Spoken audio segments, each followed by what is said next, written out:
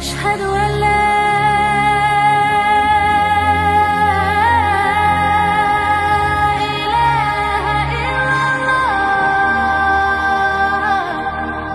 kondisi manusia saat dibangkitkan oleh Allah pada hari kiamat.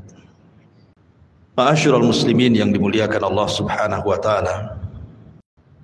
Kita tahu bahwa salah satu yang wajib diimani adalah beriman dengan adanya hari akhir. Dan hari akhir itu ada arkannya, ada rukun-rukunnya. Dan rukun-rukun hari akhir itu terdapat 5 perkara yang harus diyakini. Yang pertama, kematian. Wajib diimani, karena kita pasti mati. Yang kedua, alam barzah. Harus diyakini. Kemudian yang ketiga, alam mahsyar, bahwa kita akan dibangkitkan oleh Allah Subhanahu wa taala dan dikumpulkan. Kemudian yang keempat, hisab, balasan. Dan yang terakhir adalah al-jaza, kesudahan daripada manusia. Apakah dia layak masuk surga ataukah tidak layak masuk surga. Itulah gambaran beriman dengan hari akhir. Ma'asyiral muslimin yang dimuliakan Allah Subhanahu wa taala. Kita tahu bahwa ketika diutusnya Nabi sallallahu alaihi wasallam menjadi nabi dan rasul, disitulah mulai Israfil meletakkan ujung trompetnya dan siap meniup, menunggu izin dari Allah Subhanahu wa taala. Kenapa Israfil baru meletakkan moncong sangkakalanya saat diutusnya Nabi sallallahu alaihi wasallam? Karena Nabi kita adalah akhirul anbiya, akhir dari seluruh para nabi. Dan kita adalah akhir al-umam, akhir dari seluruh umat. Artinya tidak ada nabi setelah Nabi Muhammad sallallahu alaihi wasallam dan tidak ada umat setelah umat Rasul sallallahu alaihi wasallam. Setelahnya kiamat. Makanya Nabi sallallahu alaihi wasallam ketika suatu hari tidak nyenyak tidur, tidak enak makan, merenung, sahabat heran dan bertanya. Maka Nabi sallallahu alaihi wasallam menjawab, bagaimana mungkin aku bisa nikmat hidup, nikmat tidur, nikmat makan, nikmat minum dan begitu seterusnya. Faqad iltaqama sahibul qarni qarnan. Sementara malaikat Israfil, pemilik sangkakala itu, siap meniupkan trompetnya. Kapan diizinkan Allah, maka dia akan tiupkan itu. Tetapi keadilan Allah Subhanahu wa taala, setiap perkara itu ada muqaddimahnya. Allah Subhanahu wa taala tidak langsung mengkiamatkan alam semesta ini, tapi ada muqaddimahnya yang disebut dengan alamat kiamat kubra. Ada alamat-alamat kiamat besar. Tentu sebelumnya ada alamat-alamat kiamat kecil. Tapi mendekati kiamat ini yang muncul tanda-tanda alamat besar, dan itu jumlahnya 10 tanda. Kalau terjadi 10 tanda ini, maka habislah alam semesta. Secara ringkas, yang pertama munculnya Dajjal. Kemudian yang kedua, turunnya Isa ibn Maryam. Kemudian yang ketiga, munculnya Ya'juj wa Ma'juj. Ini 3 alamat pertama. Kemudian 3 alamat pertengahan, munculnya dukhan. Maksudnya dukhan itu asap yang tebal, yang sangat hitam pekat yang ada di langit. Kemudian setelahnya munculnya matahari dari arah barat. Kemudian setelahnya munculnya binatang dari perut bumi yang disebut dengan dabatun minal ar. Binatang melata bisa bicara, yang menstempel mukmin dan kafir. Ini 3 alamat pertengahan. Maka alamat yang terakhir 3 gempa.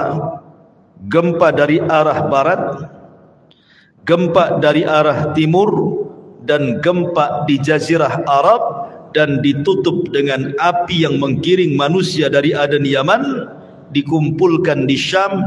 Disitulah kiamat dibangkitkan. Inilah 10 tanda kiamat besar. Orang-orang yang beriman tidak akan merasakan tentang adanya kiamat besar, karena orang-orang yang beriman itu sebelum Israfil meniupkan sangkakalanya sudah diwafatkan oleh Allah Subhanahu wa ta'ala dengan cara dikirim angin yang sangat-sangat dingin, kemudian menerpa setiap ketiak orang yang beriman walaupun punya iman sebiji zarah, maka akan wafat dengan angin itu.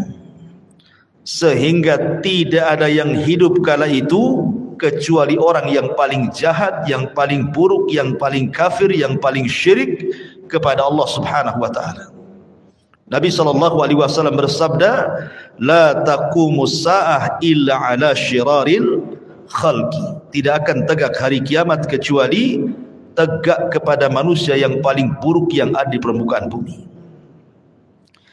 Ma'asyiral muslimin yang dimuliakan Allah Subhanahu wa ta'ala, ketika Allah Subhanahu wa ta'ala izinkan Israfil untuk meniupkan sangkakalanya, maka apa yang terjadi? Al-qari'atu mal qari'ah. Wa ma adraka mal qari'ah? Yauma yakunun nasu kal farashil mabthus. Al-qari'ah itu adalah suara yang keluar dari trompet moncong sangkakala yang ditiup Israfil. Itulah al-qari'ah, diambil dari al-qara, suara yang bisa memecahkan gendang-gendang manusia, dan suara yang bisa mewafatkan semua manusia yang hidup kali itu. Maka sekali tiupan, dan itu menunjukkan kemurkaan Allah Subhanahu wa ta'ala, karena tidaklah mungkin Allah menghancur-hancurkan alam semesta kecuali karena kemurkaannya. Maka kiamat itu karena kemurkaan Allah Subhanahu wa ta'ala. Maka disitulah kita lihat dalam ayat-ayat Al-Quran, di mana wa idzan nujumun tasharat, bintang dijatuh-jatuhkan. Wa idzal biharu fujirat, kemudian lautan ditumpah-tumpahkan airnya. Kemudian wa idza zulzilatil ardu zilzalaha, kemudian bumi digempa-gempakan. Ma'asyiral muslimin yang dimuliakan Allah Azza wa Jalla, Anda bisa bayangkan ketika terjadi tsunami Aceh, itu hanya sebagian kecil laut yang ngamuk gitu ya, yang marah karena kemarahan Allah Subhanahu wa ta'ala. Dalam hitungan menit bisa menghancurkan bangunan dan melenyapkan banyak nyawa. Itu baru sebagian kecil laut. Ketika terjadi gempa di Jogja, dalam hitungan menit bangunan-bangunan roboh menimpa manusia, bangunan hancur, jiwa-jiwa melayang, dan begitu seterusnya. Begitu juga peristiwa gempa di Lombok, dan saya saksikan sendiri karena saya ke sana. Satu kabupaten rata dengan tanah. Ma'asyiral muslimin yang dimuliakan Allah Azza wa Jalla, ini bagian kecil dari bumi. Bagaimana karena Allah Subhanahu wa ta'ala mengatakan idza zulzilatil ardu zilzalaha. Allah Subhanahu wa taala mengidhafahkan zilzal kepada ha, zilzalaha. Allah tidak katakan zilzalan. Kalau zilzalan artinya sekali gempa, boleh jadi di sini gempa, di situ tidak gempa.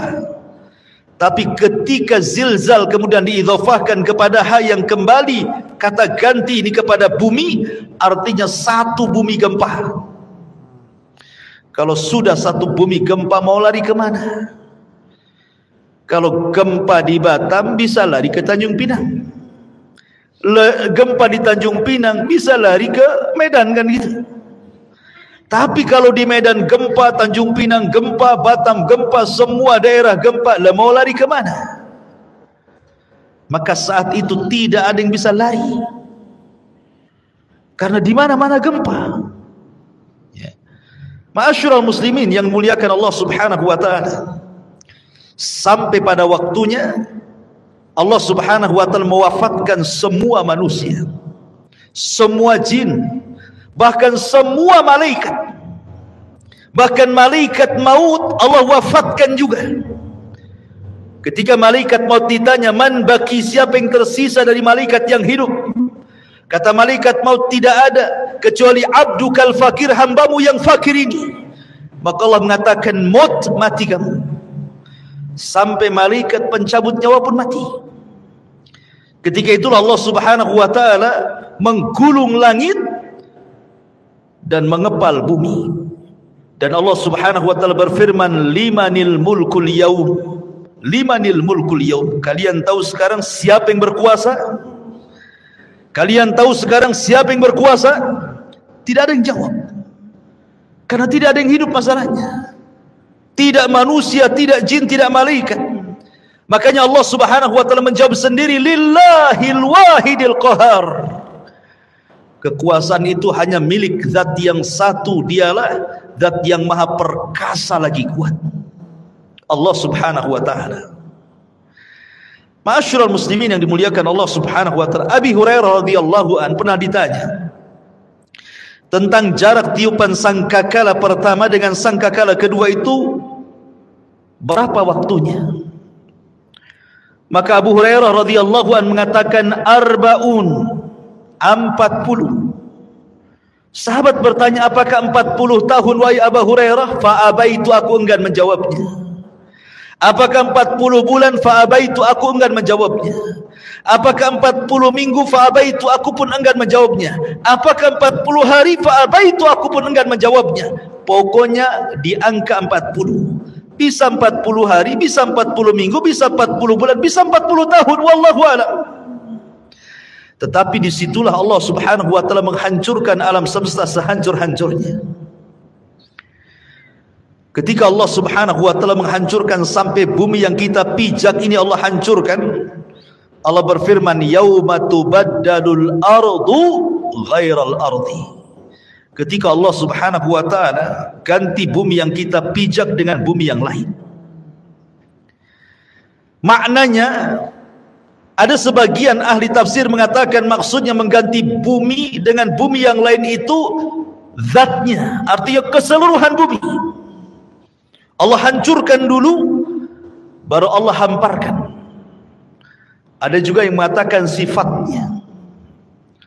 Tapi yang jelas bahwa bumi yang kita pijak ini menurut pendapat yang kuat wallahu a'lam dalam bentuk bulat, nanti pada hari kiamat sudah tidak bulat lagi, tetapi Allah hamparkan sebagaimana Allah mengatakan wal ardu muddat wa alqat ma fiha wa takhallat. Dan ketika itu bumi dihamparkan dengan bentuk yang sangat putih bersih dan seolah-olah tidak pernah ada orang maksiat di atasnya. Ma'asyiral muslimin yang dimuliakan Allah Subhanahu wa taala, disinilah manusia akan dibangkitkan dengan tiupan sangkakala Israfil yang kedua. Ikhwan, ketika kiamat dibangkitkan, tidak ada satu jasad manusia kecuali Allah hancurkan. Bagaimana Allah Subhanahu wa taala bisa membangkitkan dari jasad yang dihancurkan? Ternyata Allah Subhanahu wa taala tidak menghancurkan semua jasad saat kiamat dibangkitkan. Bahkan dari Adam alaihi salatu wassalam yang dikubur lebih dulu dibandingkan kita dan seluruh anak keturunannya, yang jumlah mereka tidak ada yang tahu kecuali Allah. Berapalah jumlah yang hidup di permukaan bumi sekarang, ikhwan, dibandingkan orang yang ada di kuburan? Tentu lebih banyak mereka. Mungkin jasad mereka sudah dimakan tanah, tetapi Allah subhanahu wa ta'ala dengan kuasanya, ada satu jasad manusia tidak dihancurkan Allah subhanahu wa ta'ala, bagaimanapun caranya. Apa itu? Tulang ekor manusia. Tulang ekor manusia walaupun kecil itu tidak akan dihancurkan walaupun dikiamatkan bumi ini. Kenapa? Karena dari tulang ekor itulah kita dibangkitkan oleh Allah subhanahu wa ta'ala. Jasad boleh hancur tapi tulang ekor tidak hancur. Jasad boleh hancur tapi ruh tidak hancur. Ruh tetap Allah subhanahu wa ta'ala letakkan di mana? Kalau ruhnya orang-orang yang beriman Allah letakkan fil illiyin, di tempat yang paling mulia, yang paling tinggi. Tapi kalau ruhnya orang kafir diletakkan di tempat yang paling rendah, di dasar bumi yang paling rendah, yang paling dasar.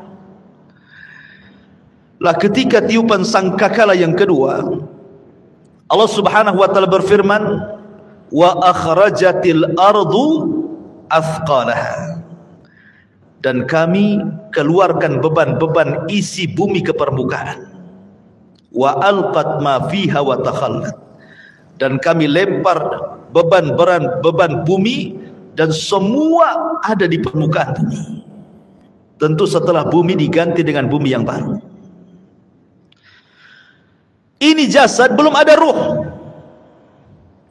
Dan bagaimana Allah subhanahu wa ta'ala bisa membangkitkan dari tulang ekornya?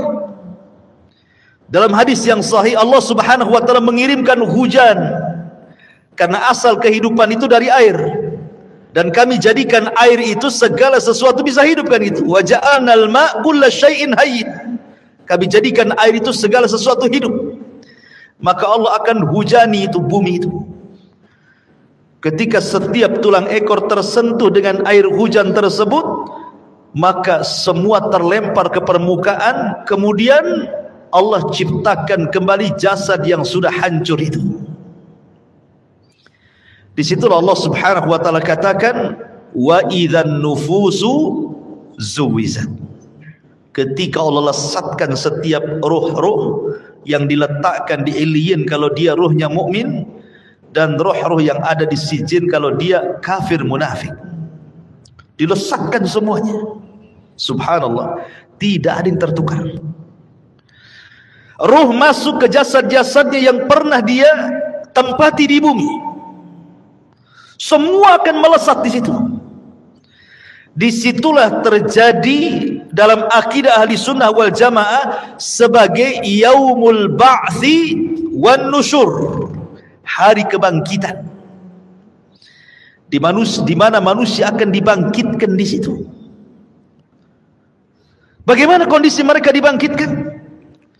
Allah subhanahu wa ta'ala menyamakan kebangkitan manusia di padang mahsyar itu dengan dua binatang. Pertama dengan laron, dan yang kedua dengan belalang. Adapun dengan laron, Allah subhanahu wa ta'ala berfirman, al-qari'atu mal-qari'ah, wa ma adraka mal-qari'ah, yawma yakunun nasu kal farash. Farash itu artinya laron yang berhamburan. Tetapi dalam ayat yang lain Allah mengatakan kal jaradil muntashir, seperti belalang-belalang yang berterbangan. Satunya laron berhamburan, satunya belalang berterbangan. Apa bedanya? Menurut ulama akidah, adapun ketika Allah subhanahu wa ta'ala menyamakan hari kebangkitan itu manusia seperti laron, itulah permulaan kebangkitan. Di mana ketika manusia bangkit, ikhwan, manusia itu tidak tahu harus kemana. Karena padang pasir itu la ma'lama fi, tidak ada tanda sama sekali. Karena tanah itu putih bersih, tidak ada tanda sama sekali. Ketika di dunia banyak tanda, ini desa, ini kecamatan, ini ibu kota. Ini gang, ini jalan, ini lorong, dan begitu seterusnya. Ini kota, ini desa, ini hutan. Di dunia ada maklam, ada tanda.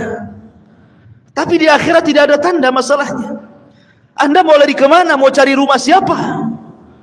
Sementara ketika Allah Subhanahu wa ta'ala ganti bumi itu datar, tidak ada yang meninggi, tidak ada yang merendah, tidak ada gunung, tidak ada bukit, tidak ada lembah, semua datar. Kenapa Allah ciptakan seperti itu? Supaya menampung manusia sejak zaman Adam sampai yang terakhir mati. Kalau sekarang bumi dalam bentuk sekarang dibangkitkan sejak Adam sampai sekarang, mungkin bumi tidak akan cukup. Karena ada tempat-tempat yang tidak layak dihuni, kan gitu. Tetapi ketika bumi didatarkan, tidak ada yang meninggi, tidak ada yang merendah, tidak ada gunung, tidak ada bukit, tidak ada lembah, semua orang bisa bangkit di situ. Ma'asyiral muslimin yang dimuliakan Allah Azza wa Jalla, ketika awal bangkit itulah Allah mengatakan seperti laron. Antum perhatikan laron, apabila ada lampu datang laron. Laron ini kalau terbang tidak ada aturan. Nabrak kawannya, tiba-tiba besoknya sudah sayapnya bertebaran di mana-mana, jatuh sana kemari, kan? Begitulah kondisi laron. Itulah awal kebangkitan. Manusia lari ke sana, lari ke sini, tidak tahu kemana harus dituju. Nabrak sana, nabrak sini. Baru setelah kemudian ada panggilan di satu titik, agar mereka mendekati kepada panggilan yang Allah Azza wa Jal perintahkan malaikat untuk memanggil, barulah mereka tertib mengarah ke satu titik. Itulah yang disebut dengan jaradil muntashir, seperti belalang.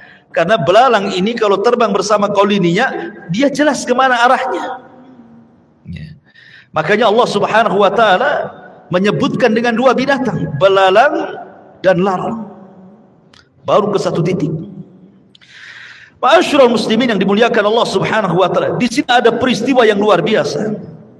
Saat terjadi kiamat, ikhwan, semua bintang dan galaksi dijatuhkan dan ditubruk-tubrukan, kecuali dua bintang yang tidak dijatuhkan. Pertama matahari dan bulan tidak dijatuhkan.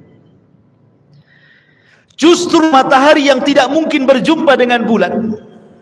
Karena ketika terbenamnya matahari muncul bulan, ketika bulan kemudian terbenam muncul matahari. Tidak mungkin bulan berjumpa dengan matahari. Tapi nanti pada hari kiamat Allah katakan wa jumi'a syamsu wal qamar. Allah gabungkan matahari dan bulan jadi satu. Inilah makhluk yang Allah Subhanahu wa ta'ala kemudian diletakkan di atas kita 1 mil pada hari kiamat. Sampai rawi hadis ragu-ragu tentang bahasa mil dalam hadis itu. Apakah mil itu maknanya jarak? Ya, ada meter, ada kilo, ada mil. Ataukah mil itu alat untuk bercelak yang hanya 1 jengkal di atas kepala? Wallahu alam, kata perawi hadis ini. Anggaplah 1 mil itu di atas kepala itu maksudnya mil jarak. Itu saja ikhwatu fiddin sudah luar biasa panasnya. Apalagi kalau di atas kepala. Padahal di dunia ini Allah Subhanahu wa ta'ala sudah berikan keadilan, kan? Di mana matahari diletakkan pada porosnya, disesuaikan dengan daya kehidupan manusia. Sehingga manusia tidak terlalu kedinginan, tidak terlalu kepanasan. Allah letakkan persis di porosnya. Kalau seandainya matahari yang di porosnya ini mendekat sedikit ke bumi, terbakar bumi. Kalau seandainya matahari di porosnya menjauh dari bumi, bekulah bumi. Makanya Allah letakkan itu supaya tidak beku dan tidak terbakar, pas di tempatnya. Tetapi Allah Subhanahu wa ta'ala pada hari kiamat Allah kumpulkan matahari dan bulan. Walaupun kesudahannya matahari dan bulan ini kemana? Dimasukkan ke dalam jahannam. Sampai sahabat bertanya, Rasul, apa dosa matahari? Kenapa dimasukkan ke dalam jahannam? Maka Rasul mengatakan, dimasukkan matahari dan bulan bukan berarti dua makhluk ini berdosa, tidak. Tetapi ingin membuktikan bahwa keduanya bukan Tuhan. Biar para penyembah bintang di bumi, para penyembah matahari dan bulan tahu bahwa matahari dan bulan itu bukan Tuhan. makanya dipendamkan ke neraka. Sehingga ahlun nar melihat matahari yang dipendamkan ke neraka, rupanya keduanya bukan Tuhan. Ya, memang bukan Tuhan. Makanya Allah mengatakan, la tasjudu lisyamsi wala lilqamari wasjudu lillahi alladhi khalaqahunna in kuntum iyyahu ta'budun. Jangan sujud kepada matahari dan bulan, tapi sujudlah kepada yang menciptakan keduanya kalau kalian betul-betul beribadah kepada Allah Azza wa Jalla. Ma'asyiral muslimin yang dimuliakan Allah Subhanahu wa taala. Bagaimana manusia saat dibangkitkan? Nabi sallallahu alaihi wasallam bersabda, yuhsyarun nas yaumal qiyamah khufatan uratan ghurlan buhman.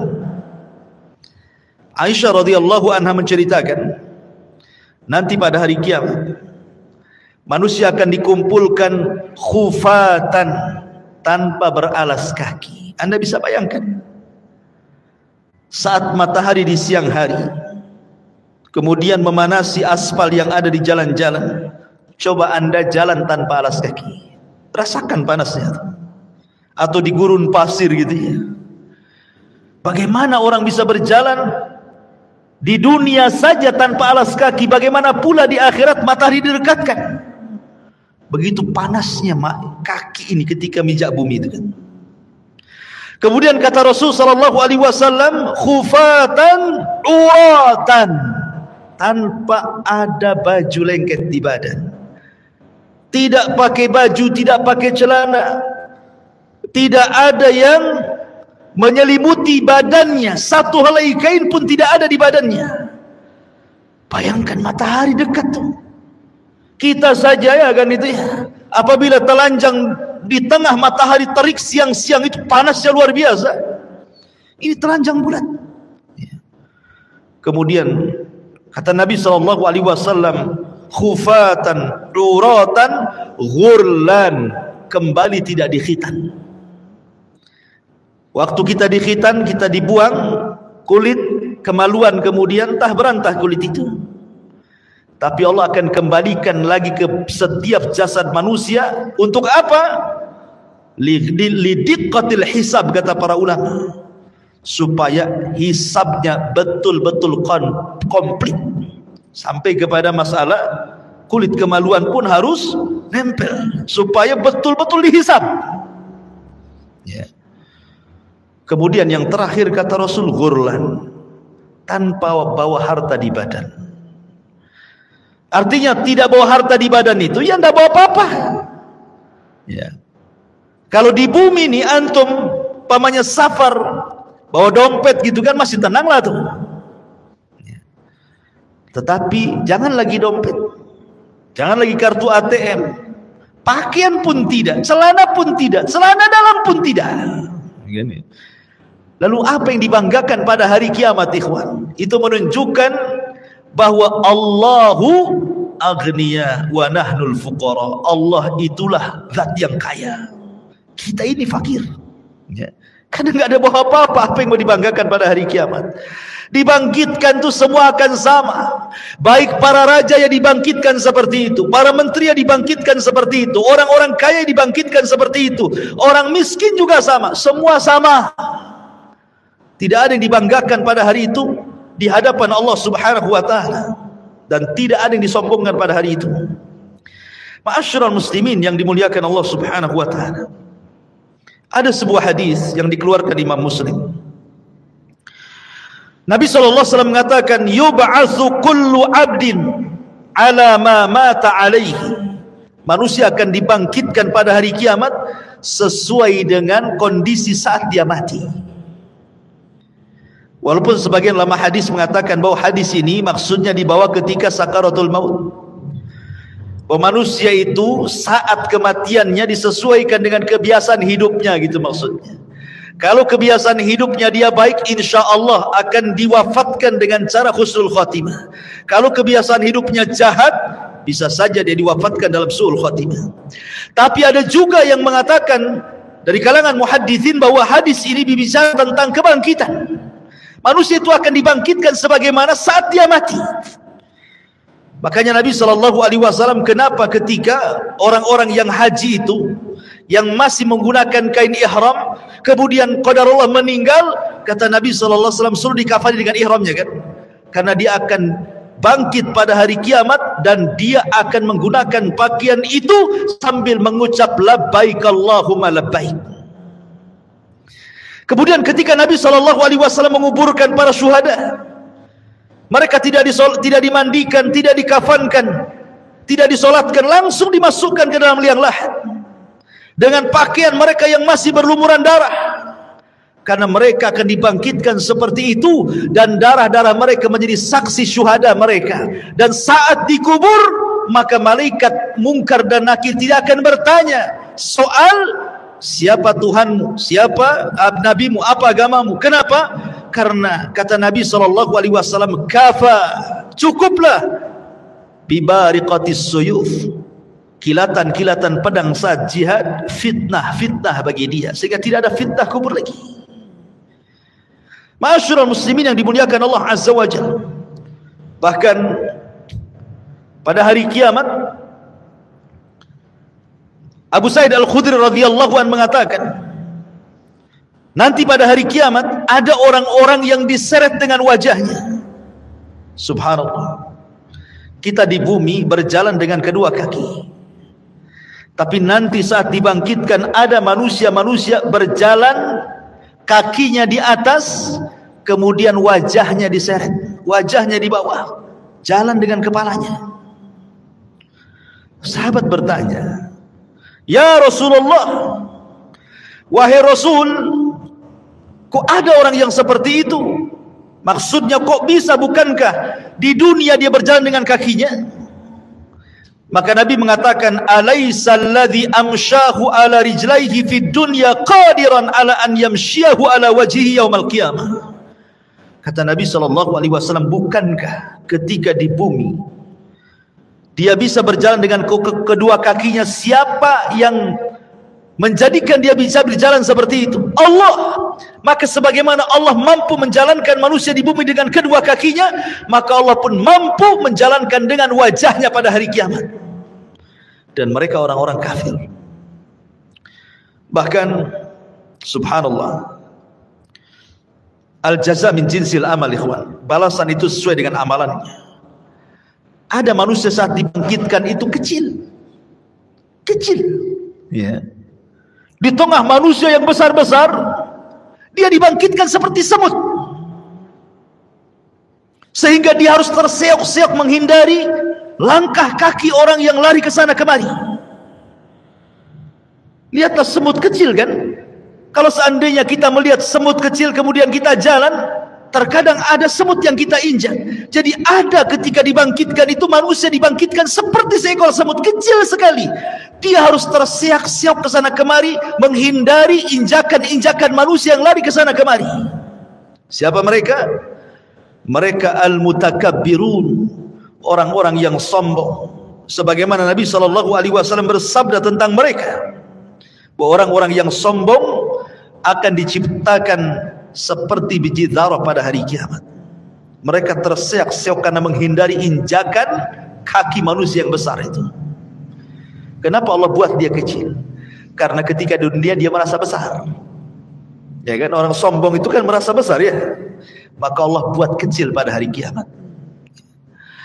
Ada juga ma'asyiral muslimin yang dimuliakan Allah Azza wa Jalla, ketika dia bangkit, dia kemudian terseok-seok kayak orang mabok, tidak tahu harus kemana. Dan mereka adalah para pemakan riba. La yakumuna illa kama yakumul ladzi yatakhabbathu syaitanu minal mas.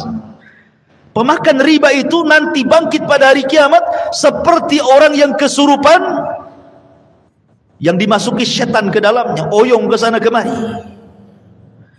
Ada juga, kata Nabi SAW, orang yang dibangkitkan itu buta, padahal di dunia dia melihat, sehingga dia kemudian mengatakan, Rabbi lima hasyartani a'ma wa qad kuntu basira. Rabb, kenapa kau bangkitkan aku dalam kondisi buta? Dulu di dunia aku melihat. Maka Allah Subhanahu wa taala mengatakan, ya, Karena engkau ketika di dunia melupakan ayat-ayatku, sekarang kulupakan kau buat buta, kata Allah Subhanahu wa ta'ala. Jadi macam-macam orang dibangkitkan itu. Ada yang berteriak-teriak memanggil-manggil Allah Subhanahu wa ta'ala, ya Rabb, ya Rabb. Tapi Allah tidak memandangnya sama sekali. Ada orang-orang yang tidak akan pernah dipandang pada hari kiamat. Bahkan tidak akan diberikan rahmat. Bahkan sudah disediakan azab yang pedih. Subhanallah. Kalau sampai kita tidak dipandang oleh Allah Subhanahu wa ta'ala, berarti kita akan merasakan peritnya neraka jahanam. Siapa mereka? Kata Nabi SAW, salasatun la yukallimuhumullahu yawmal qiyamah wa la yuzakkihim wa la yanzuru ilaihim wa lahum adzabun alim. 3 orang tidak akan diajak bicara pada hari kiamat, tidak akan disucikan, tidak akan dilihat, bahkan azab sudah menunggu mereka. Pertama, syekhun zani, sudah tua tapi suka berzina, menunjukkan akhlaknya buruk. Kemudian yang kedua, malikun kadzab, raja pendusta, penguasa para pendusta, mendustakan rakyatnya. Wa'ilun mustakbir, sudah miskin sombong pula dia. Kemudian juga Rasul mengatakan, salasatun la yukallimuhumullahu yaumal qiyamah. Ada juga orang-orang yang tidak akan diajak bicara oleh Allah Subhanahu wa ta'ala, tidak akan disucikan, tidak akan dilihat. Bagi mereka azab yang pedih. Al-musbil, orang yang melembrehkan pakaiannya di bawah mata kaki. Al-mannan, orang yang suka mengadu domba ke sana kemari. Al-munfik sil'atahu bil hanifil kadib, seorang pedagang untuk melariskan dagangannya berdusta dengan sumpah kepada Allah Azza wa Jalla. Mereka tidak akan diajak bicara, mereka tidak akan dilihat oleh Allah Subhanahu wa ta'ala. Termasuk juga rajulun ata rajulan au imra'atun fi duburi, atau seseorang laki-laki yang melakukan homoseksual, tidak akan diajak bicara, tidak akan disucikan, tidak akan dilihat oleh Allah. Atau seorang laki-laki yang berhubungan lewat dubur istrinya, tidak akan diajak bicara, tidak akan disucikan, bahkan tidak akan dilihat oleh Allah Subhanahu wa ta'ala. Termasuk juga imra'atun la tashkuru li zawjiha, istri yang tidak pernah bersyukur kepada suaminya. Istri yang tidak pernah bersyukur kepada suaminya. Apabila suaminya mendatangkan banyak kebaikan, hanya satu kesalahan, dia bisa mengatakan engkau tidak pernah berbuat baik. Bersyukur kepada suaminya. La yanzurullah ila imra'atin la tashkuru li zawjiha. Allah tidak akan melihat kepada seorang wanita yang tidak pernah syukur kepada suaminya. Jadi ada orang-orang yang tidak akan dilihat Allah. Dia panggil-panggil ya Rabb, ya Rabb, Allah tidak peduli dengan orang itu. Bahaya ikhwan, kalau sampai tidak dilihat oleh Allah Subhanahu wa ta'ala. Lah ketika itu ma'asyiral muslimin, maka Allah Subhanahu wa ta'ala mulai pisah-pisahkan manusia itu. Awalnya kan berkumpul tuh, jadi satu.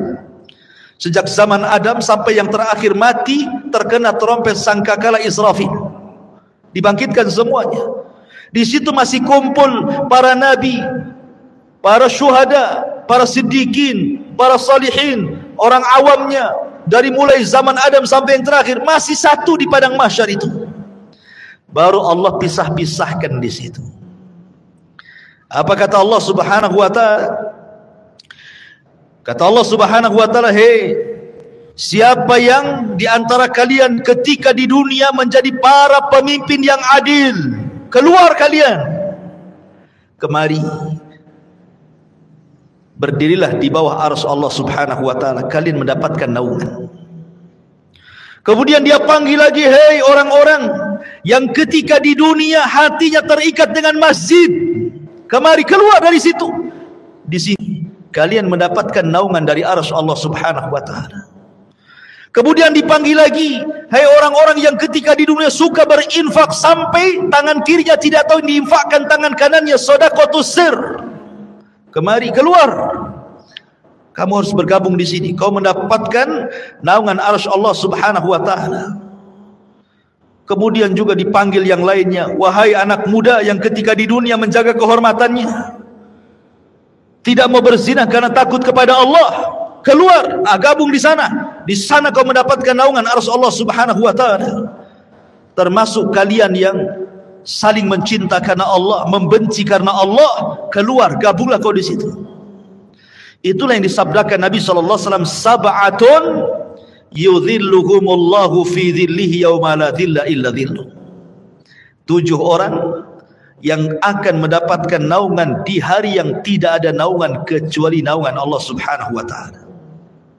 Mereka akan dikeluarkan, ya.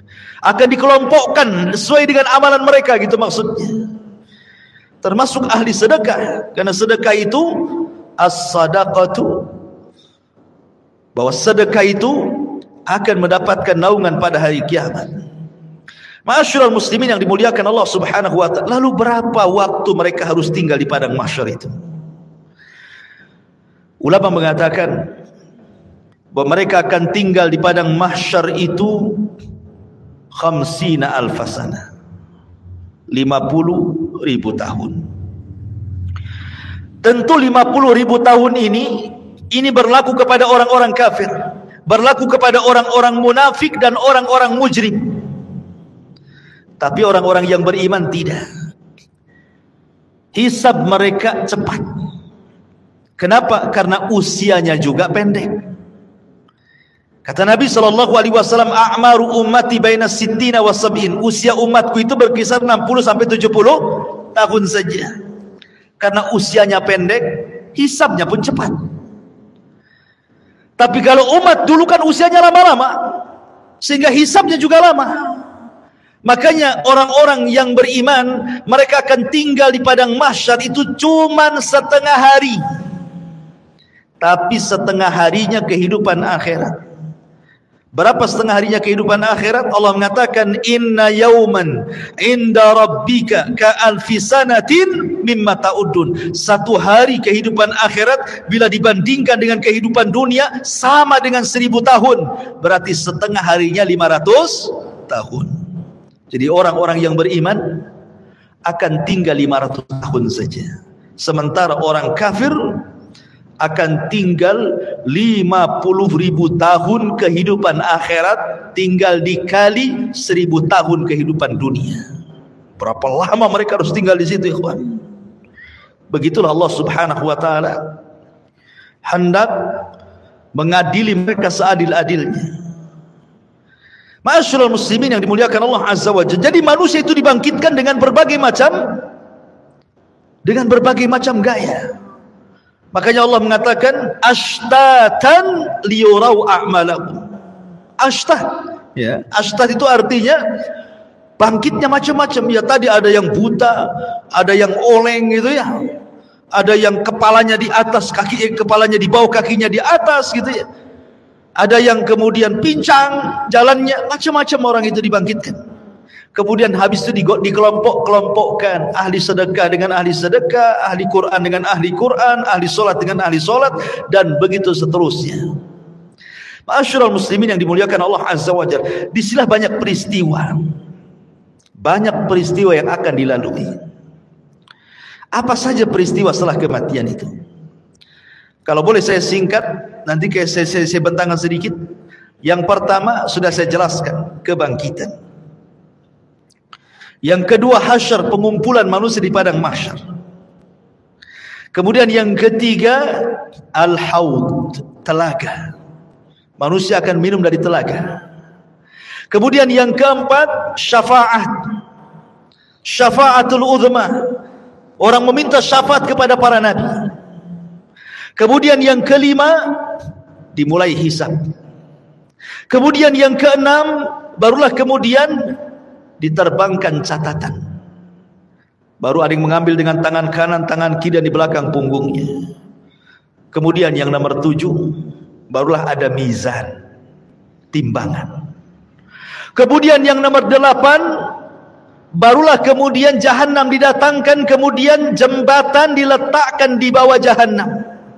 Di atas jahanam bawahnya jahannam, itulah titian siratal mustaqim. Jisrun mamdudun fawqa jahannam, sebuah titian bawahnya jahannam. Kemudian manusia akan lewat di titian itu. Kemudian yang nomor berapa? 9. Manusia akan kumpul di kontor. Disinilah akan terjadi kisos. Tapi kisosnya sesama orang yang beriman. Tapi kalau kisosnya sesama orang kafir sebelum titian siratal mustaqim. Baru setelah di kontor, barulah mereka akan berjubel di pintu-pintu surga. Baru setelah itu, tidak ada yang bisa membuka pintu surga kecuali Nabi SAW. Baik, kita urai sedikit. Tadi sudah jelaskan yang pertama hari kebangkitan, manusia dibangkitkan. Kemudian dikumpulkan. Ketika manusia tertidur dan cukup lama, kemudian terbangun, pasti yang Anda rasakan akan merasakan haus yang luar biasa. Iya kan? Kalau tidur lama gitu kan, bangun pasti pengen minum. Seperti Anda juga pengen minum. Bismillah, minum dulu. Masya Allah. Jadi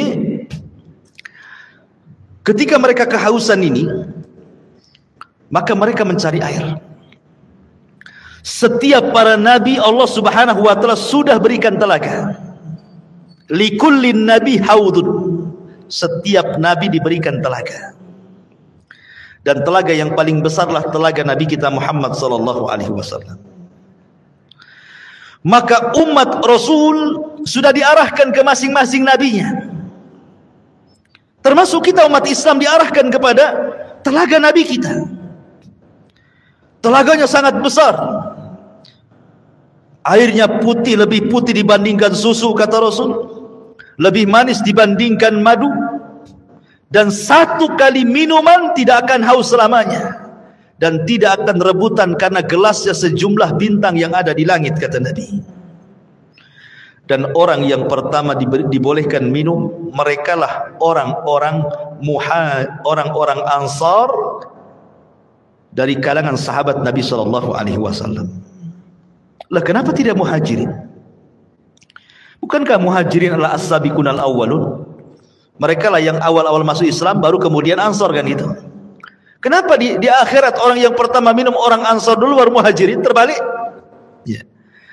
Karena orang Ansar diberikan kesabaran ketika di dunia. Mereka tidak pernah mencicipi kekuasaan. Khulafaur Rasyidin semua dari Muhajirin.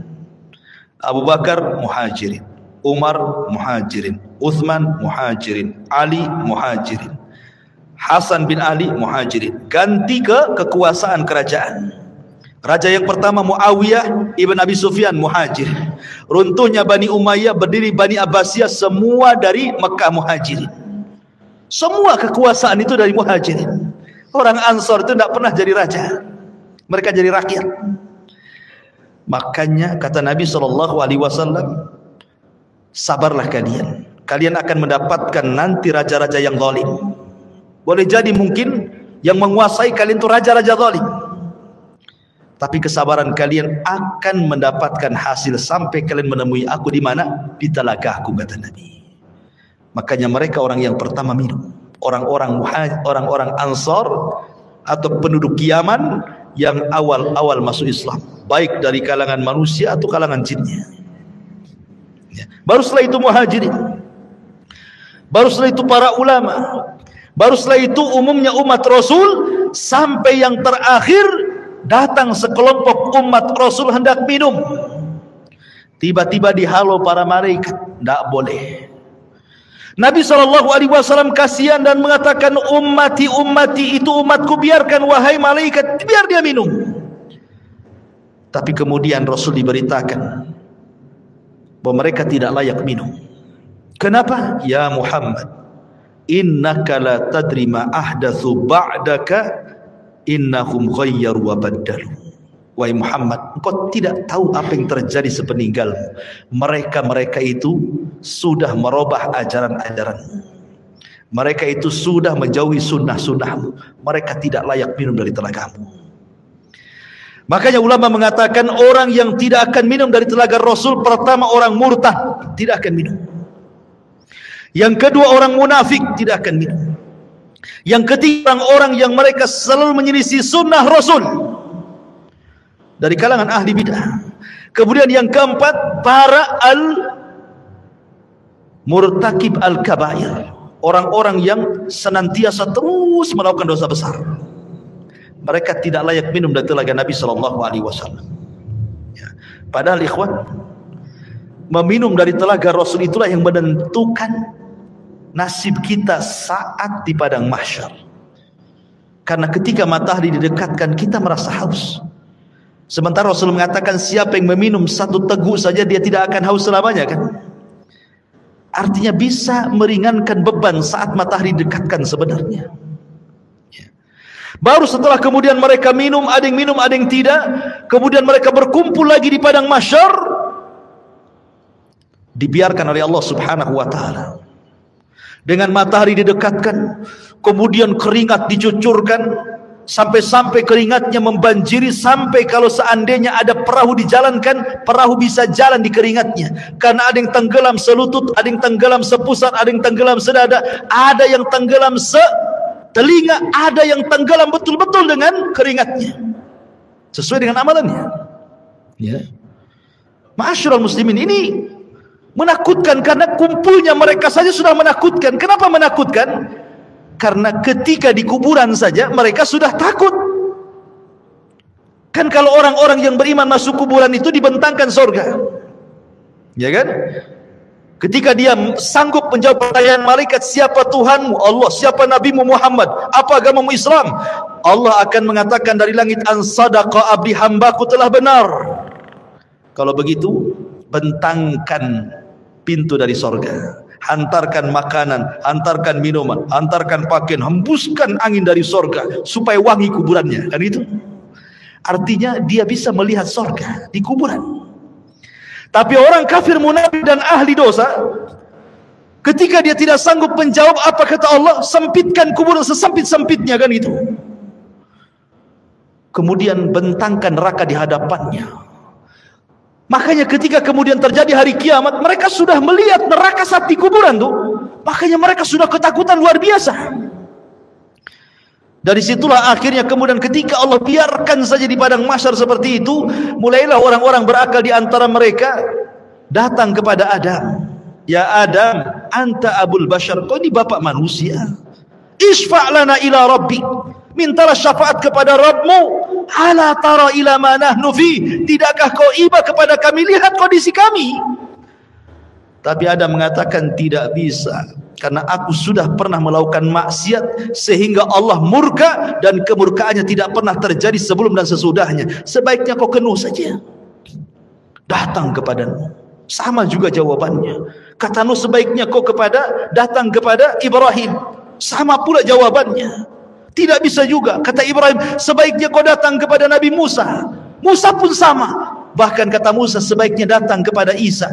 Jadi antara Adam, Nuh, Ibrahim, Musa, Isa, semua mengatakan nafsi, nafsi, urus diri kalian, katanya.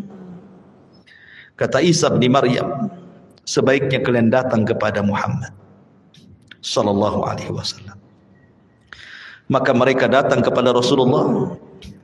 Baru Nabi SAW tidak menolak permintaannya dan mengatakan ana laha, kan ku coba, kata Rasul. Maka Nabi SAW berangkat sendiri, kemudian mendekati arsy Allah, kemudian sujud di bawah arsy dengan sujud yang sangat lama. Kemudian Allah datang dan mengatakan irfa ra'saka ya Muhammad. Kata Allah Subhanahu wa taala, angkat kepalamu wahai Muhammad. Sal qul tusma, sal tu'ta, ishfa tushaffa. Katakan kau didengar, minta kau diberi, mintalah syafaat, ku beri kau syafaat, kata Allah. Ini yang disebut dengan syafaatul uzma, syafaat khusus yang hanya diberikan kepada Rasul kita, tidak diberikan kepada para nabi.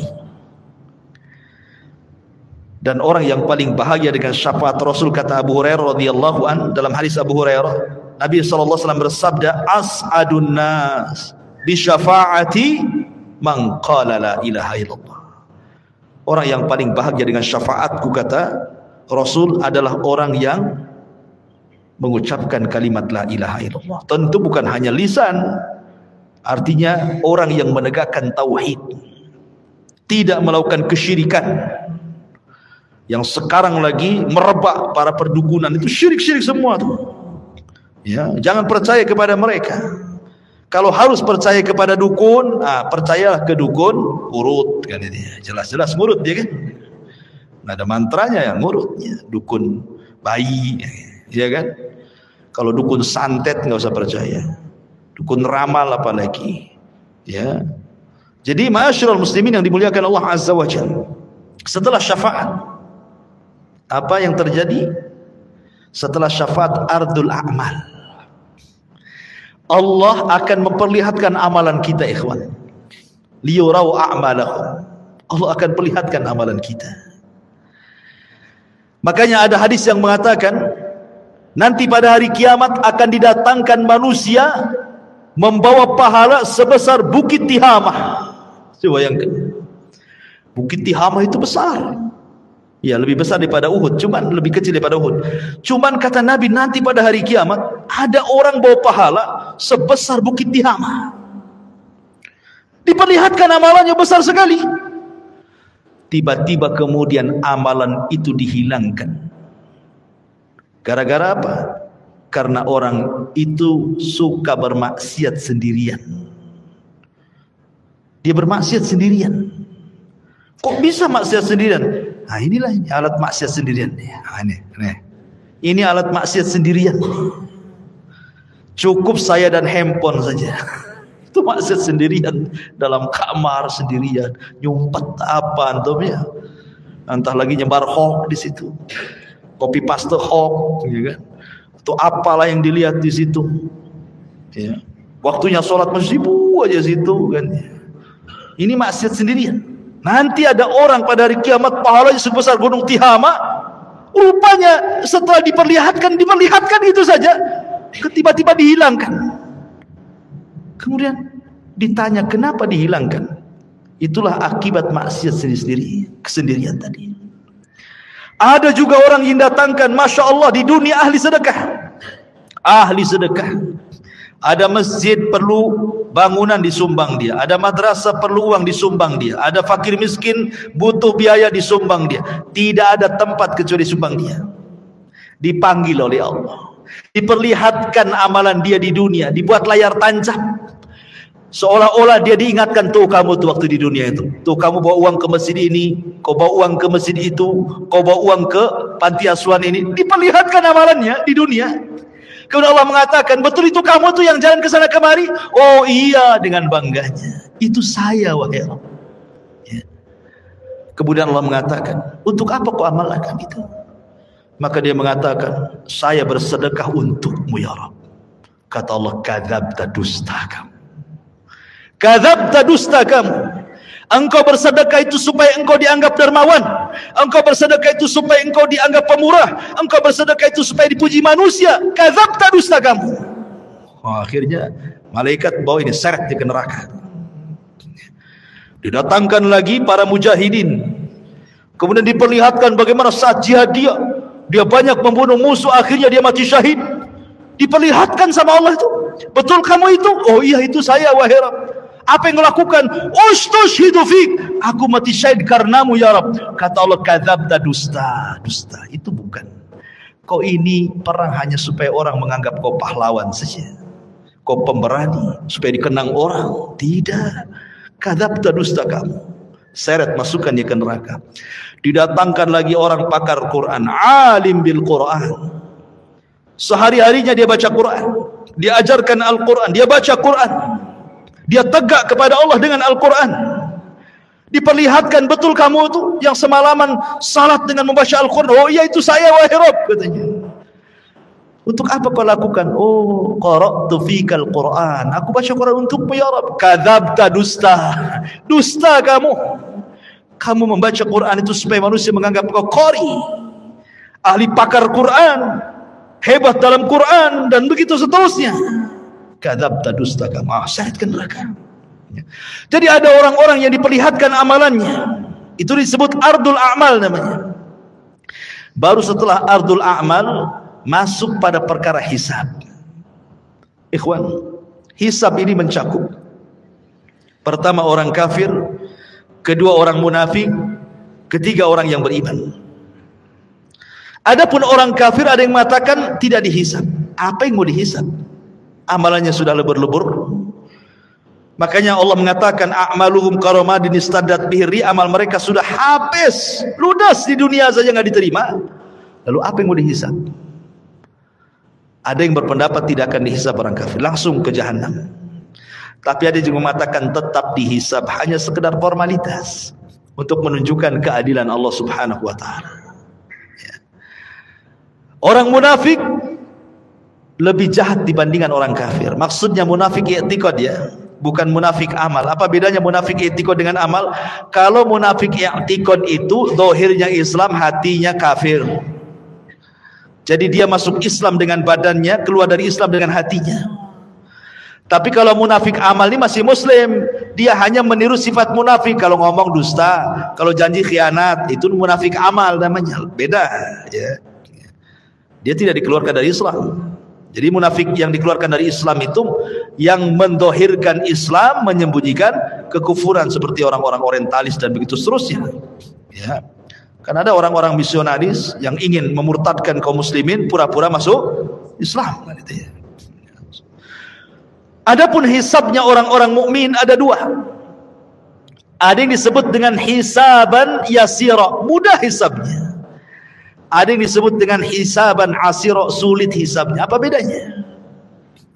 Kata Nabi SAW, hisab yang mudah itu, orang ini akan ditanya oleh Allah Subhanahu wa taala semua apa yang dilakukan dia di dunia, tetapi dia tidak diwajibkan untuk menjawab, hanya mengiyahkan saja. Betul kamu zina? Iya. Betul kamu rampok? Iya. Betul kamu ini? Iya. Betul kamu itu? Iya. Betul kamu sholat? Iya. Betul kamu puasa? Iya, ya, gitu saja ya. Habis itu Allah tutupi aibnya dan Allah ampuni dosanya. Itu hisab yasir, mudah. Tapi hisabnya ada yang sulit. Bagaimana caranya? Ketika dia tanya soal amalannya, dia bantah. Dia membantah Allah. Kamu juri? Enggak. Itu bantah namanya. Korupsi? Enggak. Jadi sehingga harus datangkan saksi. Kata Nabi SAW, manukisha udzib. Siapa yang ketika dihisab ada bantah-bantahan, maka akan diazab orang ini ya. Itulah yang disebut hisaban asir, hisab yang sulit. Kalau dia sampai bantah-bantahan, berarti dia mendapatkan hisab yang sulit. Tapi kalau tidak ada bantah-bantahan, dia hanya sekedar ikrar, menetapkan apa yang ia lakukan saja, habis itu Allah tutup dan Allah ampuni, berarti dia mudah hisabnya ya. Itulah yang disebut dengan hisab mudah dan hisab sulit. Lah setelah kemudian manusia dihisab, baru terjadi tatayurus suhuf. Suhuf diterbangkan, disuruh kita mengambil catatan kita masing-masing. Orang-orang yang beriman dengan bangganya dia ngambil dengan tangan kanannya. Kemudian dia mengatakan kepada manusia, "Iqra kitabak," lihat bukuku. Baca katanya. Dia sudah tahu isinya apa. Tetapi orang-orang kafir, dia ambil dengan tangan kirinya dan dia mengatakan, "Duhai kiranya aku tidak pernah punya catatan seperti ini." Datang orang munafik, diambil lagi dari belakang punggung dengan tangan kirinya lagi ya. Baru setelah itu terjadi mizan, timbangan. Apa yang ditimbang? Badannya, amalannya, dan catatan yang dibawanya. Faman thaqulat mawazinu fahuwa fi isyatir radiyah. Kalau berat timbangan kebaikannya, dia akan mendapatkan kehidupan yang diridhoi oleh Allah. Faman khaffat mawazinu fa ummuhu hawiyah wa ma adraka ma hiya narun hamiyah. Tapi yang kemudian khaffat, ringan kebaikannya, berat pula keburukannya, maka dia masuk ke neraka hawiyah. Ya. Ma'asyiral muslimin yang dimuliakan Allah Subhanahu wa taala. Baru setelah proses mizan timbangan, baru kemudian Allah Subhanahu wa taala akan datangkan apa? Jahannam. Allah mengatakan waji'a bi jahannam. Pada hari itu akan didatangkan neraka jahannam. Waji'a bi jahannam yauma idzin yatadzakkarul insan. Ketika jahannam dihadirkan, barulah ingat manusia, kenapalah di dunia saya seperti ini, seperti itu. Kemudian malaikat akan datang bersaf-saf, wal malaku saffan saffa. Disitulah Allah Subhanahu wa taala akan datang dan akan mengajak bicara satu persatu hamba-hambanya. Ada yang diajak bicara, ada yang tidak diajak bicara, sebagaimana sudah saya jelaskan tadi. Ya. Baru setelah itu titian dibentangkan, jisrun mamdudun fawqa jahannam. Jadi akan diletakkan semacam jisr. Jisr itu jembatan. Ya. Yang Nabi SAW katakan tentang masalah jembatan ini, kalau boleh saya ringkas, jembatan ini amat sangat licin. Jembatan ini menggelincirkan. Jembatan ini memiliki besi pengait yang sangat besar. Jembatan ini mudah terpeleset karena bukan lurus tetapi berbelok-belok dan bergerak. Jembatan ini lebih halus dibandingkan rambut, lebih tajam dibandingkan pedang. Ya, jembatan ini akan membelah telapak kaki manusia, sehingga tidak semua orang selamat dari titian ini. Lah ketika jembatan ini dibentangkan, kemudian Allah mengatakan wasiqal ladzina kafaru ila jahannama zumara. Allah langsung masukkan orang kafir, tidak pernah masuk titian orang kafir itu, langsung dimasukkan ke dalam jahannam. Sehingga yang tersisa cuma dua, mukmin dan kafir. Lalu Allah berikan cahaya untuk modal melewati titian itu. Ada yang seperti kilat atau di ujung saja. Ada yang seperti kuda balap atau di ujung saja. Ada yang seperti pelari kencang atau di ujung saja. Ada yang jalan, ada yang merangkak, ada yang jatuh bangun, begitu seterusnya. Karena ada kalalib di situ, ada kait mengait, ya, yang ujungnya seperti duri dan akan menghantam siapa saja. Kemudian kalau sudah terlempar dari jisr itu, dari titian itu, maka akan sampai di dasar jahannam itu setelah 70 tahun. Karena Rasul yang mengatakan, ketika ada suara dor gitu kan, Rasul mengatakan di hadapan para sahabat, tahu nggak kamu suara apa itu? Sahabat nggak tahu. Itulah batu yang dilempar dari atas titian setelah 70 tahun baru sampai sekarang dasarnya katanya. Naudzubillah. Ya. Ma'asyiral muslimin yang dimuliakan Allah Azza wa Jalla. Baru setelah kemudian mereka bisa menyeberangi titian, ada yang berhasil, ada yang tidak. Sampai di sini lelahnya? Tidak, masih lelah lagi. Ada namanya kontor. Kontor itu tempat kisos. Ingat, kontor itu hanya bagi orang yang beriman saja. Tapi kalau kisosnya antar orang kafir atau orang mukmin mendolimi orang kafir atau orang kafir mendolimi orang yang beriman, itu sebelum titian. Karena orang kafir tidak mungkin naik ke titian. Jadi kalau ada orang Islam mendolimi orang kafir, terjadi kisos di sini. Kalau ada orang kafir mendolimi orang kafir, terjadi kisos di sini. Termasuk juga binatang akan dikisos. Sampai Rasul mengatakan, binatang yang bertanduk dengan binatang yang tidak bertanduk, yang ketika di dunia ditanduk-tanduk sama binatang yang bertanduk, akan didatangkan tuh, dicabut tanduknya, kemudian diletakkan ke yang tidak bertanduk. Allah mengatakan, tanduklah dia sebanyak dia menanduk kamu di dunia. Disaksikan oleh manusia itu kisos kepada binatang itu, semua akan dikisos. Ya. Yang buaya makan kambing gitu ya. Kemudian harimau makan kancil, semua akan terjadi kisos. Tapi selesai kisos, selesai hisab, apa kata Allah? Kuni turaba, jadilah kalian tanah. Maka binatang-binatang itu semua jadi tanah. Orang-orang kafir menyaksikannya, tiba-tiba mereka mengatakan, ya laitani kuntu turaba. Duhai kiranya aku jadi tanah seperti binatang itu, kata. Mungkin tidak, mustahil. Ya. Lah ini kalau kisosnya Sebelum titian ini bagi orang-orang kafir, sementara kisosnya orang-orang yang beriman setelah titian. Inilah yang dikenal dalam hadis Nabi SAW sebagai hadis muflis namanya. Hadis orang bangkrut. Kata Nabi, atadruna mal muflis hadil ummah? Tahu nggak kamu orang bangkrut di antara umatku ini? Sahabat ya polos saja, orang bangkrut ya orang gulung tikar, usahanya kolab, nggak punya dinar, nggak punya dirham. Oh, itulah orang bangkrut katanya. Kata Nabi, bukan.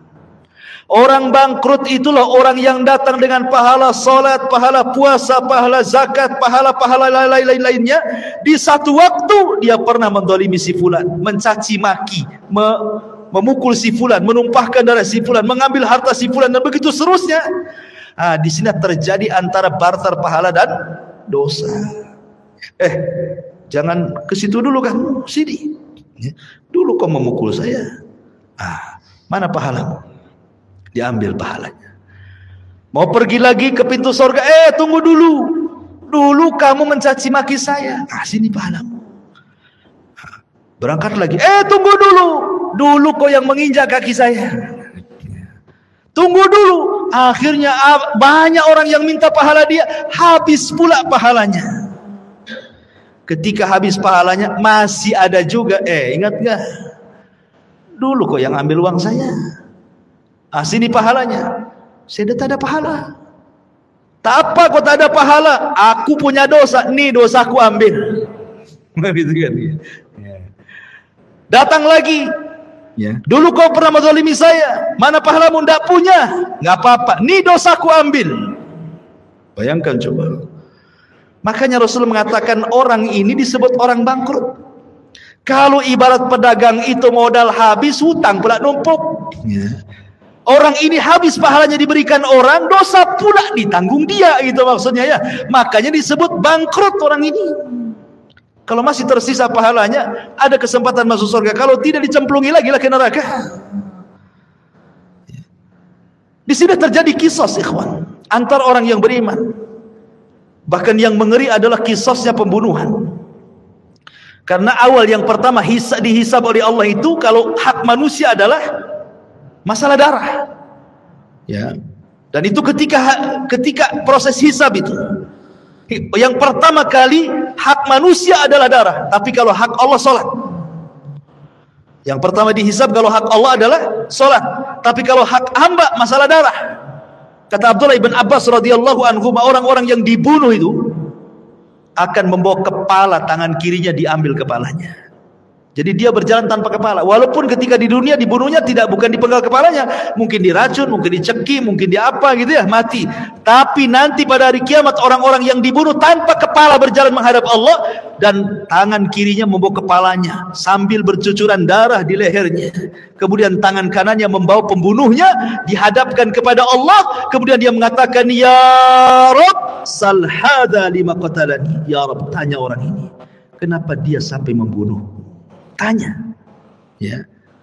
karena pembunuhan itu kan sebagaimana sabda Rasul nanti di akhir zaman, al-qatil la yadri fi ma qatal wal maqtulu la yadri fi ma qutil. Orang yang membunuh bingung kenapa dia bisa membunuh, orang yang dibunuh lebih bingung lagi kenapa saya bisa dibunuh. Karena dalam Islam itu aturan bunuh sudah ada, qisas, atau dia berzina dan sudah menikah, atau karena dia murtad, dijelaskan begitu ya. Tapi gara-gara rebutan parkir bunuh-bunuhan, gara-gara waris bunuh-bunuhan, gara-gara masalah sedikit utang piutang bunuh-bunuhan, ini akan terjadi kisos. Dan kisos ini akan diulang. Walaupun di dunia kisos ini berlaku, tetap akan diulang. Karena yang namanya kisos itu belum memuaskan sebuah keadilan. Walaupun sesuai dengan syariat Islam. Apalagi tidak sesuai dengan syariat Islam. Yang sesuai dengan syariat Islam saja tidak memenuhi keadilan. Contoh, si A membunuh si B, yang satu preman, yang si B ini orang soleh. Si B ini dia penopang keluarganya, yang satu ini preman. Dibunuhlah orang baik ini. Kemudian datang ke mahkamah Islam, diponis kisos, dibunuh premannya. Akhirnya sama-sama mati kan. Tapi bagi keluarga belum ada keadilan. Ini yang mati orang baik. Ya. Ketika dia sudah meninggal, akhirnya terputuslah nafkah ke keluarganya. Ini yang preman dibunuh lagi, yang keluarganya nggak suka dia preman, biarkannya dia mati kan. Jadi belum memenuhi keadilan kan hati kita ini, maka di akhirat diulang lagi supaya memenuhi keadilan. Makanya ketika masuk surga kata Ibnu Utsaimin rahimahullahu taala, wa naza'na ma fi sudurihim min ghillin ikhwana, tidak ada lagi dendam, tidak ada lagi marah, ya, tidak ada lagi dendam kesumat, betul-betul dihilangkan dalam hatinya. Karena sudah ada kisah 2 kali kan, ingin menghilangkan dendam kesumatnya. Ketika masuk surga semua jadi satu hati, ya. Jadi terjadi kisah tuh. Kembali ke kontora. Setelah kontora itulah adalah pintu-pintu surga. Disitulah manusia berjubel di pintu-pintu surga. Kata Rasul, sayati alaikum zaman kadidu minaz ziham, akan datang waktunya manusia berdesak-desakan di pintu surga. Tidak ada yang bisa membuka pintu surga. Sampai pun Adam tidak bisa membuka pintu surga kecuali Nabi kita Muhammad SAW. Ana awal man aftatihu babal jannah. Saya orang yang pertama kali membuka pintu surga. Ketika Rasul buka pintu surga, tiba-tiba ada wanita mau mendahului masuk ke dalam surga, ya. Ada perempuan lari mau mendahului Nabi masuk surga. Kata Rasul, tunggu dulu, siapa kamu?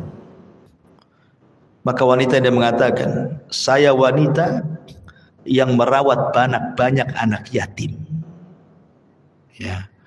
Dari sini kata para, lihat bagaimana para pengkafil yatim berdua sama masuk ke dalam surga. Itulah yang dinamakan ana wa kafilul yatim fil jannati kahataini. Aku dan para perawat anak yatim itu seperti ini di surga, kata Nabi. Ya kan? Tetapi yang jelas bahwa di sini Rasul yang pertama kali masuk surga ya bukan wanita ini. Cuma dia mau bersama Nabi, mau mendahului Nabi, cuma di stop kan gitu ya.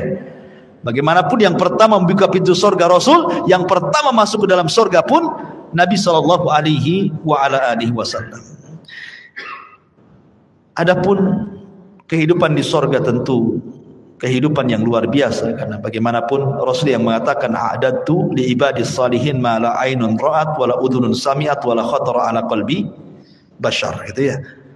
Aku siapkan di surga itu kenikmatan yang tidak pernah dilihat mata, didengar telinga, terlintas pun tidak. Subhanallah, ya. Ma'asyiral muslimin yang dimuliakan Allah Subhanahu wa taala. Lah, surga itu bertingkat-tingkat.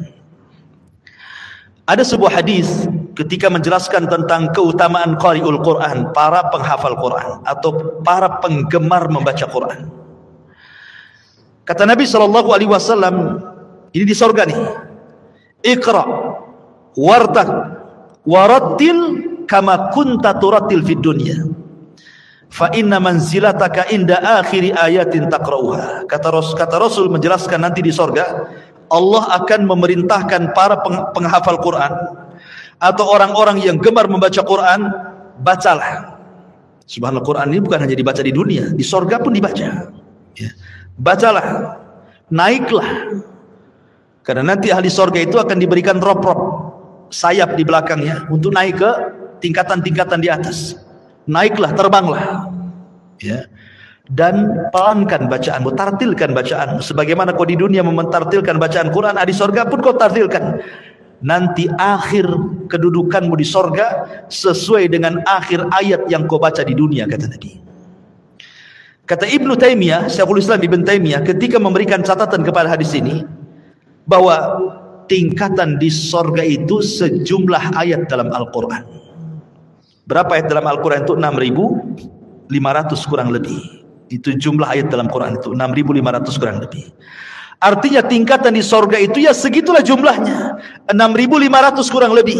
Yang 100 tingkatan disediakan oleh Allah untuk para mujahidin fisabilillah, lebihnya sesuai dengan amalannya.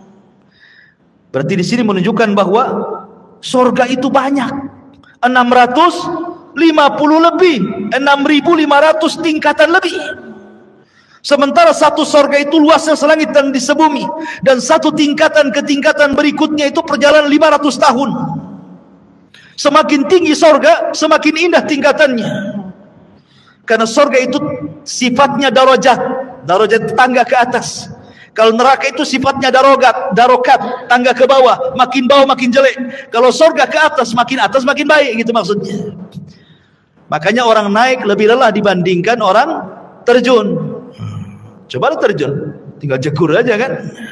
Naik, capek sampai ke atas. Ya kan? Makanya ke sorga itu perlu tenaga, perlu lelah, perlu letih. Ke neraka tidak perlu. Tinggal jegur aja antum ke situ. Jadilah antum penduduk neraka. Nggak perlu antum beli, nggak perlu antum bayar, nggak perlu pakai uang, dan nggak perlu sekolah. Orang maksiat itu nggak perlu sekolah. Kalau ibadah itu perlu sekolah karena ada ilmunya. Sholat aja ada ilmunya. Gimana takbiratul ihram, apa yang mau dibaca? Maksiat tidak perlu sekolah, tidak perlu S2 maksiat itu. Tamat TK aja bisa maksiat. Makanya tidak lelah orang masuk neraka itu, tapi enak. Itulah makanya ikhwatu fiddin, kenapa sorga itu dibaluti dengan makari, hal-hal yang tidak suka. Sementara neraka itu dibaluti oleh syahwat, hal-hal yang orang suka masuk ke situ. Ya. Lah sorga yang bertingkat-tingkat ini Allah subhanahu wa ta'ala berikan kepada siapa? Orang-orang yang masuk ke dalam sorga sesuai dengan tingkatannya. Bahkan di sorga itu minimal satu orang itu mendapatkan 2 istana. Paling sedikit orang yang masuk sorga itu dapat 2 istana. Dapat 2 istana. Kalau seandainya di dunia antum dapat 2 rumah di Sukajadi yang paling dalam, yang paling mewah itu, wah udah senang sekali. Tapi sayang rumah di Sukajadi nggak seberapa dibandingkan rumah di sorga. Cuman karena nggak kelihatan, makanya malas untuk bangun rumah di sorga. Maunya di dunia saja karena nampak gitu ya. Lah jadi paling sedikit orang masuk sorga itu, setiap orang mukmin masuk sorga minimalnya 2 istana Allah berikan. Kenapa? 1 istana solid milik dia, 1 istana itu milik orang kafir yang masuk neraka, diwariskan kepada orang yang beriman. Tilkumul jannah uristumuha, itulah sorga yang diwariskan kepada kamu. Jadi minimalnya 2. Dan Allah mengatakan waliman khafa maqama rabbihi jannatan. Bagi yang takut kepada Rabbnya maka dia Allah berikan 2 sorga. Tapi kita bisa lebih daripada hanya 2 istana. Bahkan setiap hari antum bisa menambah istana itu dengan mudah. Kata Rasul, barang siapa yang membaca qul huwallahu ahad Allahus samad lam yalid walam yulad walam yakul lahu kufuwan ahad 10 kali dalam sehari semalam, banallahu lahu baitan fil jannah. Allah akan bangunkan antum istana di sorga tanpa modal. Cukup baca qul hu 10 kali. Modal? Tidak. Modal ngomong saja. Kalau antum bangun rumah, sak jelek-jelekan di kos-kosan, keluar uang pondasi, uang bata, uang batu, uang semen, uang spandek, uang keramik, macam-macam. Cukup kulhu 10 kali jadi itu istana di sorga. Tapi baca kulhu aja malas, ya kan? Karena nggak nampak masalahnya. Coba kalau seandainya saya kasih rumah antum, nggak usah di Sukajadi, tiban kampung 1. Tapi kulhunya jangan 10, 5.000. Oh, langsung pada daftar itu biasanya. Siap Ustaz, 5.000 kulhu, baca kulhu. Yang penting dapat rumah. Itu di dunia ya kan. 5.000 kulhu dia baca loh. Ini tidak perlu 5.000 kulhu, 10 saja dapat loh di sorga. Tidak mau baca juga. La haula wala quwwata illa billah. Jadi itulah memang namanya keimanan kepada yang gaib itu memang perlu keyakinan. Makanya kenapa dalam awal surah Al-Baqarah itu ciri orang yang bertakwa itu yang pertama kali beriman dengan gaib. Ya, yang gaib itu harus diimani. Sebab kalau tidak beriman yang gaib ya tadi akhirnya nggak yakin dengan sorga.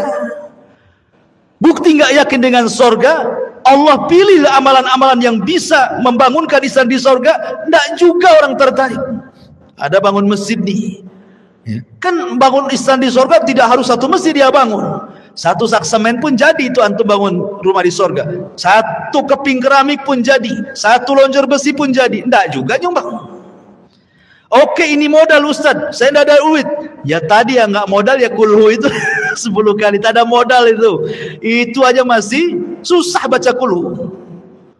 Atau yang nggak modal lagi, salat duha 12 rakaat, kata Rasulullah, banallahu qasran fil jannah. Siapa yang salat duha 12 rakaat, Allah bangunkan istana di surga. Nggak juga antum salat duha. Lalu apa lagi? Ma'asyiral muslimin yang dimuliakan Allah, banyak amalan-amalan nggak modal. Itulah karena kurang yakinnya kita dengan perkara gaib itu. Tapi kalau soal perdukunan yang gaib-gaib yakin tuh. Datang dia, tolong cek tangan saya, nasib saya ini gimana masa depan nih, usaha saya lancar atau enggak nih. Yakin dengan gaib yang satu ini. Ya. Ma'asyiral muslimin yang dimuliakan Allah Azza wa Jalla. Jadi surga yang bertingkat-tingkat itu, maka tingkatan tinggi semakin baik semakin baik. Dan ingat, surga itu bukan hanya sekedar istana. Ya, di situ juga ada view-nya, ada sungainya, ada tamannya, ada roof-roofnya, ada bahkan ada kamar terbuat dari kaca, bayangkan. Terbuat dari kaca, ghuraf namanya. Kamar itu persis terbuat dari kaca. Yura dhahiruha batinuha. Orang dalam melihat keluar, orang luar melihat ke dalam. Ya bahasa kita rumah kaca lah. Kan sekarang kan lihatlah rumah-rumah minimalis itu kan cantik tuh kalau dikasih kaca itu kan. Di mana tuh ghuraf itu? Di atas. Kalau kita ini di dunia bangun satu bangunan di atas, harus ada tiang dari bawah nopang tuh. Di sorga tak ada. Tak ada tiang, ya gitu saja kamar. Ustaz, gimana saya kesananya, katanya. Antum pikir antum di sorga kayak apa? Terbang antum ke sana. Ya. Karena semua binatang di sorga itu, jangankan kita, binatang di sorga semua terbang. Makanya bahasa Quran itu lahmi tair. Tair itu artinya burung. Ya, daging burung gitu ya. Jadi semua binatang itu, kata para ulama, terbang di sorga itu. Tidak ada binatang melata kayak di bumi itu berjalan tidak ada, semua terbang. Antum aja terbang. Ya. Ma'asyiral muslimin yang dimuliakan Allah, intinya bahwa kalau cerita tentang surga nggak ada habisnya. Kita akan terhayal ke sana. Kalau cerita neraka sudahlah Ustaz, sekali aja lah. takut katanya. Intinya bahwa inilah manusia saat kebangkitan. Mudah-mudahan ada manfaatnya.